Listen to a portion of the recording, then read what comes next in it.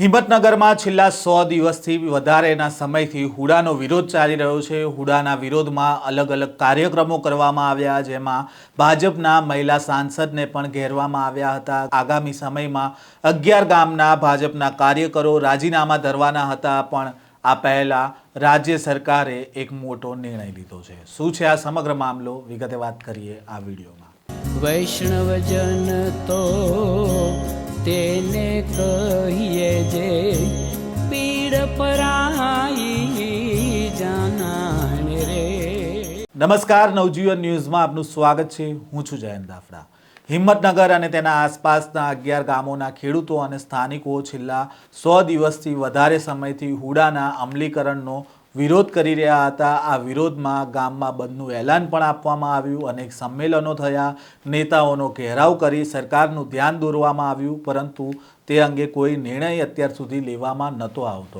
હિંમતનગર શહેર અને આસપાસના વિસ્તારોમાં વિકાસ માટે સરકારી તંત્રએ હિંમતનગર અર્બન ડેવલપમેન્ટ ઓથોરિટીનો ડ્રાફ્ટ પ્લાન જાહેર કર્યો હતો, જે બાદ આ પ્લાનમાં સમાવિષ્ટ થનાર લગભગ 11 ગામના મિલકત ધારકો અને અલગ અલગ કાર્યક્રમો થકી હુડા રદ કરવા માટે છેલ્લા ઘણા સમયથી ભારે વિરોધ કરી રહ્યા હતા।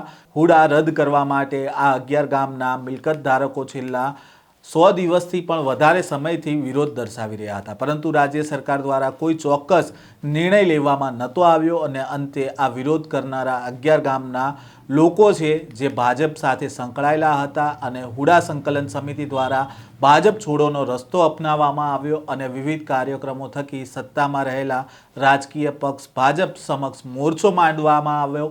11 ગામના જે લોકો હતા, જે ભાજપના કાર્યકર્તાઓ હતા, તે આગામી સમયમાં રાજીનામું આપવાના હતા, પરંતુ તે પહેલાં જ રાજ્ય સરકાર દ્વારા હુડા સંકલન સમિતિ અને રાજ્ય સરકારના પ્રતિનિધિઓ સાથે બેઠકનું આયોજન કરવામાં આવ્યું, જેમાં હાલ પૂરતું હિંમતનગર શહેરમાં લાગુ કરવામાં આવેલા હુડો સ્થગિત કરવાનો નિર્ણય કરવામાં આવ્યો છે। પહેલાં તો આ મામલે શું કહી રહ્યા છે ગૃહ રાજ્યમંત્રી હર્ષ સંઘવી, તેમને સાંભળીએ।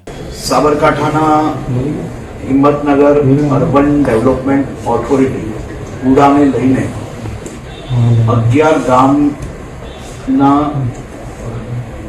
ગ્રામજનો અને ભારતીય જનતા પાર્ટીના આગેવાનો આ સૌ અગ્રણીઓ દ્વારા છેલ્લા અનેક દિવસોથી રાજ્ય સરકારના વિભાગો અને સરકાર જોડે અલગ અલગ વિષયોને લઈને એમના ખાસ કરીને જે વિષયો હતા તે મૂકવામાં આવ્યા હતા।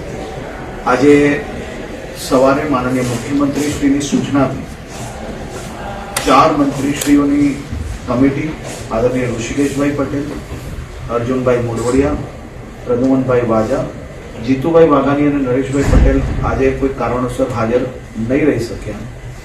આ તમામ મંત્રીશ્રીઓ સાથે મળીને અમારા સાબરકાંઠા જિલ્લા ભારતીય જનતા પાર્ટીના આગેવાનો, ચૂંટાયેલા પ્રતિનિધિઓ અને આ 11 ગામના આગેવાનો સાથે એક બેઠક રાખવાનો નિર્ણય લેવામાં આવ્યો હતો।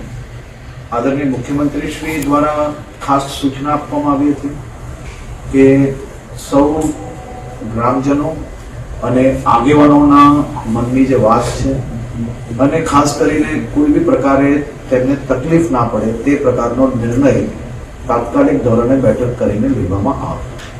આજે હિંમતનગરના અને સાબરકાંઠાના સૌ આગેવાનો સાથે મળીને અમે 4 મંત્રીશ્રીએ મુખ્યમંત્રીશ્રી જોડે વિચાર અને વિમર્શ કર્યા બાદ હુડાનો નિર્ણય હાલ પૂરતો સંપૂર્ણ રીતે સ્થગિત કરવામાં આવે છે।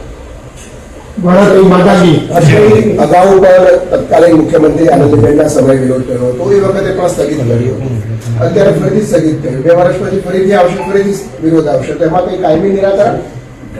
આ તમામ ગામના સૌ અગ્રણી અને અમારા સૌ લોકોની ખૂબ ડિટેલ ચર્ચા આ બાબતની થઈ છે અને સૌ લોકોના હિતમાં જે નિર્ણય લેવાયો હતો તેની ખાસ કરીને એમને આવશ્યકતા નથી લાગતી, જેથી સરકાર દ્વારા નિર્ણયને સ્થગિત કરી લેવામાં આવ્યો છે।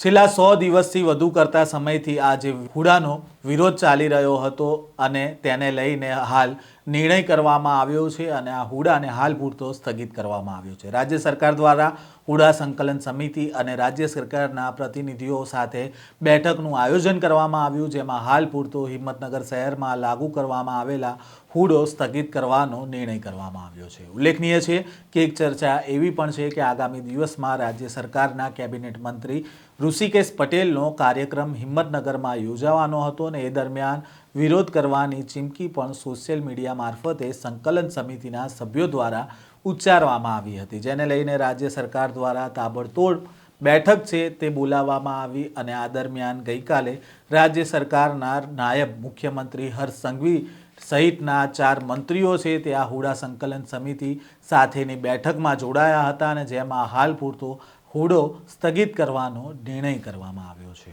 આ પ્રકારના સમાચાર અને અહેવાલ સાથે ફરી મળીશું. નવજીવન ન્યૂઝ સાથે જોડાયેલા રહેજો.